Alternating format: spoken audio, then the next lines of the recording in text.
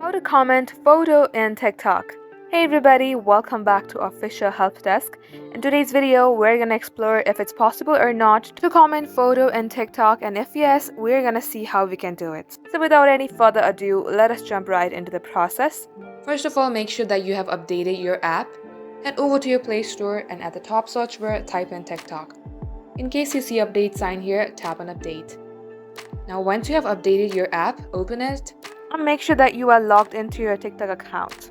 Then go into your comments section. Tap on reply to any comments. As you can see that there is no any option to add a photo, but there is an icon of video. Once it is so, you will see that you can either add a photo or just click one. That is the only way you can comment with your photo. And in the coming time, if TikTok updates us with that feature where you can comment your photo, we will surely let you know.